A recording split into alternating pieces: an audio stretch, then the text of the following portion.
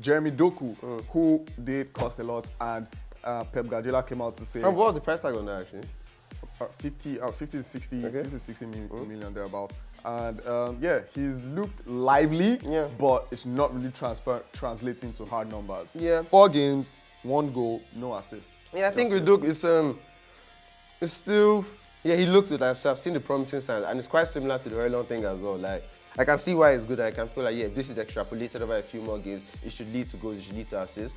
But for now, maybe I'll push it into a B, just maybe. How would you push Doku into a B? Maybe, as in maybe because you're I feel struggling like to push. yeah, because I Haaland think into a B. because he's played more than Hojlund. Like Hojlund has been injured, and then the few games he's played, he hasn't Haaland has finished actually games. featured in more games Yeah, than but he hasn't Doku. finished that many games. So a lot of them have been off the bench. So they're still saying he's not up to full fitness here. Same thing with Doku.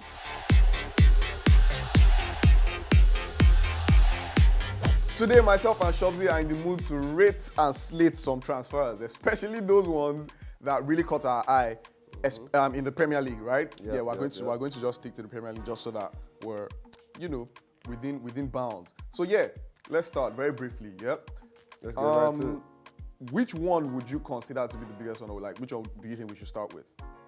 I think the biggest was probably the most expensive, and I know I started there. We can start with one that we discussed quite a lot on this show. Yeah. Took me on an up, a down. I was on the show hyping him, then Liverpool. I was on the phone checking Fabrizio retweets for days in the transfer market. Oh my God. And that is none other than Ecuadorian midfielder. Moises Caicedo.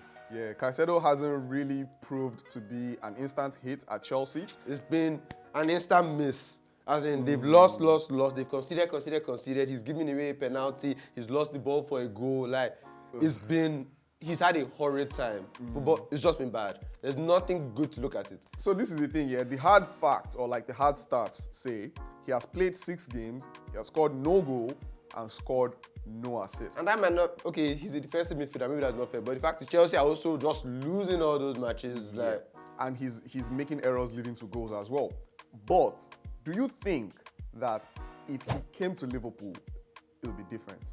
yeah, definitely. I think Chelsea is a place where everything is bad at the moment. And when he went there, when Caicedo was saying he wanted to go there, Lavia was saying he wanted to go there, I was thinking, this is all money decisions. The right decision would be to go to Liverpool. I think that should have been obvious to everybody around. But what happens is what happens. And yeah, Caicedo for me, it's a stinking F at the moment. Because it's a record signing. It's £115 million. For that reason, that's a stinking F. It's actually smelling. It's bad. It's bad. It's bad. So yeah, that one is slated. It looks like just money makes the world go round. Yeah, and that seems to be what made that deal happen. Moving on from that, from a very, very poor signing to another very, very poor signing. Since we're talking about Chelsea, they let go of Kai Havertz. Yep, and they sold him to Arsenal. So it depends on who you are on that business. On the Chelsea side, that's an A-star piece of business. Right. Selling Kai Havertz for £65 million. On the Arsenal side, it's not looking good. Arteta, I think he was being too idealistic. He saw a vision in Havertz. I can change him the way girls look at guys sometimes. And it's just not clicking because he's the same player he was at Chelsea towards the end. Yeah. I won't say that's as bad as... It's very bad. He's played 9 games and it's has actually no goal really involvement. bad. It's very bad. He does not look good at all. And he's made errors leading to goal as well. Remember Arsenal versus Manchester United? The only reason I won't give him the flaming F as well is because he cost like half as much as Caicedo. Yeah. So I think a D is alright for now. But still slating. Yeah, it's bad. It's bad. It's Okay, yeah, so that's it. The jury is, it's not like the jury is out, yeah. But do you think it can still work? Potentially. He's a young player. We've seen him look good before. But I think the Arsenal system and the fact that Arsenal thinks he might be a striker, he might arrive late in the box, but as a striker, he's not really clinical. And as a midfielder, his short passing isn't good. He's not winning his duels. So it's just a very awkward situation. I feel he needs the perfect system to thrive. And Arsenal can afford him that right now. Okay, yeah. Looking bad for Havertz currently. But talking about Arsenal still, we also have another signing that was a record transfer in itself as well, especially for West Ham. That's definitely the highest for English amount. players. And for English players, that's the highest amount West Ham has gotten for a player ever. Declan Rice.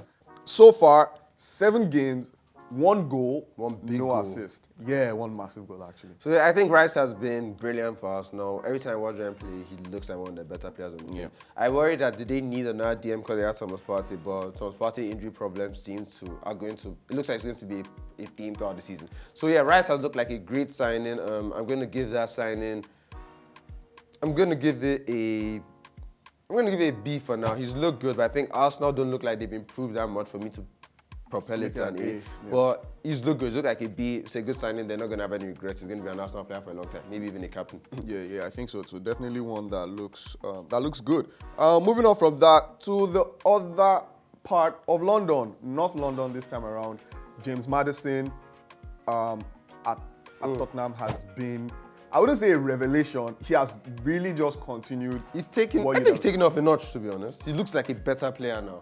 And at Tottenham. I say this, he looks like a better player at Tottenham. And I think that would probably be my signing of the season. It's 7 games, he's got 4 assists. 4 assists and 2 goals. He got 2 assists in the North London derby, the biggest game of the season. So Tottenham are where they are because James Maddison. A large part because of James Maddison. Son had his moments, so he scored a hat-trick and then he scored 2 in 1 game, but he's been quiet for most of the season, trying to figure it out. And I think to step into the Harry Kane role, take the Harry Kane shots and just keep balling like this has been great. And it's been great on that side of his game because he always seemed like a final third player. Okay, set pieces, through ball shots, but now he's dropping into the midfield, dropping deep into the midfield, looking like a full midfielder, and it's great to see. The stats back it up. I think that's what we're signing of the season. At the moment, I do agree with you. I do agree with you on that. I mean, 2 goals and 4 assists. That's I think he might have won the Premier League Player of the Month. I'm not sure. I could be wrong on that, but he might have gotten that award. So yeah, definitely big stuff by Maddison.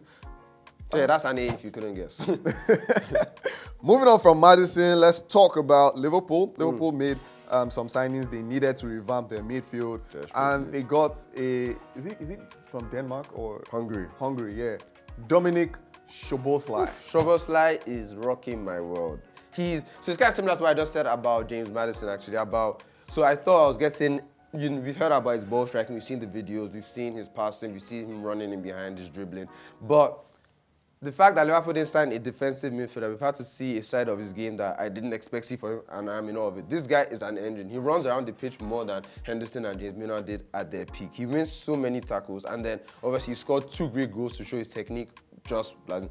I thought maybe I have to wait. I thought it would tease me a bit. Maybe we'll hit the post or come close so I can see the shooting prowess. But I've seen it already. He's been a great player. He's taken us up a notch immediately. He's only 22 years old. He's captain of his national team, so you can see the leadership he has on the pitch, and he's just got to the club.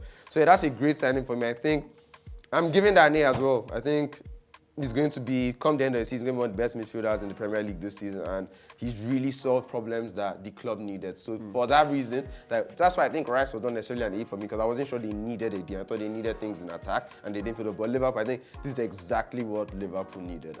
And so that's the thing. I've agreed with you on all the others, but this particular one, maybe not an A, because Liverpool still need. Other people might still need that defensive midfielder. Yeah, but he couldn't have done all. But we needed a right central midfielder before we needed defensive midfielder. So we don't need to solve his own problem. That's a fact now. Without Fabinho, let's be honest now. Have I not been sat here with you telling Henderson should not leave Liverpool for like 3 years now? I hear you. Fabinho was not my problem, and then Henderson, that was the main problem. Midfielders who could play football, because we had road runners, we had Milner, we had Wijnaldum. So a midfielder who could actually play football, we haven't seen that since Coutinho.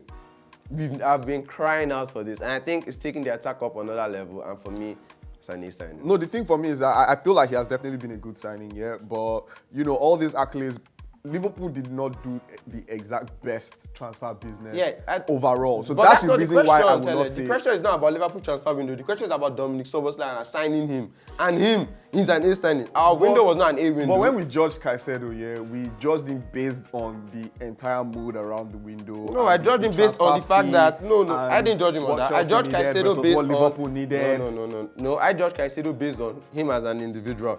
Caicedo as an individual cost 150 million. Caicedo as an individual has given away a penalty. Caicedo as an individual has cost a goal. And they just keep losing. Szoboszlai as an individual has come into the side. He has filled a void that we really needed. We've gone the matches where we've played with 10 men, and he stayed on the pitch for the whole game and done the running for 3 players. No problem. Not to overflog the issue. Yeah, it definitely has. I never like I could tell you I'm giving a Liverpool player an A. Anyways, moving on from that, let's go back to Chelsea. Yeah, very quickly. Nicholas Jackson. Yeah, he scored. During the midweek Carabao Cup. Jackson does not look good. 8 games. He's scored 2 goals. 8 games, 2 goals. No assists just yet. What do you think? It doesn't look like a good player. Some of the misses have been horrible. He gets about the pitch well. He's athletic, but the misses have just been so bad. And I think it's funny, maybe. But how can his highest stats be the penalties he's giving away? This guy, it's been 6 matches and he's going to be banned for 5 penalties given. No, for 5, sorry. For 5 yellow cards already. Yeah, that's why he's like, are you a DM? And even if you're a DM and you're doing that, we don't even want that from a DM, making that many tackles and ill-timed tackles. So it's not looking great for Jackson for me. I don't think he's got the tools. I could be wrong, but I don't think he's going to... Chelsea are going to replace him soon enough. Okay, maybe Osimhen. Let's move. That's true. That's actually something that can Boniface. There are people in the market that's like something that can happen because we're talking about Osimhen last leaving week in January. exactly. And, so moving on from that, let's cross over to Manchester United. Højlund is one of the big signings that happened at Manchester United. £79 million thereabouts, and he's played 5 games, scored 1 goal, no assist, but overall, I think he's looking good. So Højlund, I think for now, considering what he done coming into the league, I don't know that much about him. I mean, he's an inexperienced player, hasn't played that many seasons, so nobody knew that much about him. So, and from the games I have watched, he definitely gave Manchester United what they need. You see the difference when he's playing and when Martial is playing. He's definitely a player that they need. If the goals start coming in, he hasn't scored. He scored 1 goal in the Champions League. He had 1 almost goal, but it was ruled out, whatever. So he's looked good. He's looked lively in front of goal. I think for now I'm still going to give that a C because I feel like there's more to see. And then when I consider he costs quite a bit of money. Like if you look at the list of transfers, like so there are the 100 M players and there are like 70 M players. So he's in that bracket, £70 million. So 70 to 100 is in the same bracket for you? No, in the bracket under that, like I said. So we have the guys that broke records and then we weren't really seeing 80 million transfers. 70 million is like the next little threshold under that. So yeah, I would like to see some more goals. He hasn't started that many games. He had the back injury. So you're asking to judge him over 3 games. So I think C is a fair result. It can go up in the next few games. It can go down if he doesn't look good. But I think I'm going to give him average I C right now. Okay. Moving on from that, there's also, on the other side of Manchester, Jeremy Doku, who did cost a lot. And Pep Guardiola came out to say... And what was the price tag on that, actually? 50 to 60 million thereabouts. And he's looked lively, but it's not really translating to hard numbers. 4 games, 1 goal, no assist. Yeah, I think with Doku, it's still... Yeah, he looks good. I've seen the promising signs, and it's quite similar to the Højlund thing as well. Like, I can see why it's good. I can feel like, if this is extrapolated over a few more games, it should lead to goals, it should lead to assists. But for now, maybe I'll push it into a B, just maybe. How would you push Doku into a B? Maybe, because I feel like to push. Yeah, because I think because he's played more than Højlund. Like Højlund has been injured, and then the few games he's played, he hasn't finished actually games. Featured in more games. Yeah, than but he hasn't Doku. finished that many games. So a lot of them have been off the bench. So they're still saying he's not up to full fitness here. Same thing with Doku. He's not started that many games. So I guess what the difference is for me is that I feel like Doku has been a player that I've known about Doku and been looking at him for about 2 years. I wanted Doku to replace Sadio Mane at Liverpool. I've seen Doku at international tournaments look like, he's a young player and actually look good. So that's why I'm going to give him a bit more than Højlund because I know him more. So I have more confidence doing that. Højlund might be better than him, but the sample size is just not nearly big enough. Doku's is just a lot more than Højlund. Bruh. So I'll give Doku a B. Bruh. Anyways, we're going to move on from that and touch on one slightly underappreciated because it's not one of the bigger sides in the Premier League, but it has been a master stroke of a signing. Excellent returns so far, and that is Moussa Diaby at Aston Villa. 7 games, 2 goals, 2 assists from a forward. That's about as good as you can ask for a player who's just coming into the Premier League. Also a very young footballer, and Aston Villa themselves look good when he's in the side. Yeah, I have to give you probably have to give it an A as well. He has 4 goal involvements in 7 matches. Villa look like a good side again this season. Look like they've improved. He's coming to the league, a new league, and there's a decent price tag on him, so there was expectation, but he's taking like a dog to water. And yeah, I have to give that an A for now. He's looking like a very good player that probably won't be at Villa much longer if he continues to look this good. Yeah, talent. Yeah, I think that's about all we have time for just now. Let us know your thoughts in the comment sections anywhere you're watching this. Which of the transfers that we mentioned would you rate and which ones would you slate? You can also let us know exactly what rating you would give them from a scale of A to F. Yeah, I think that's all. Or for this 8 to episode. Caicedo. From 8 to Caicedo. That's what I think. Anyways, we'll see you guys next time. It has been amazing rocking with you guys on this episode. Like, share, comment, subscribe, all that good stuff. From myself and Shopsy, peace. Love and light.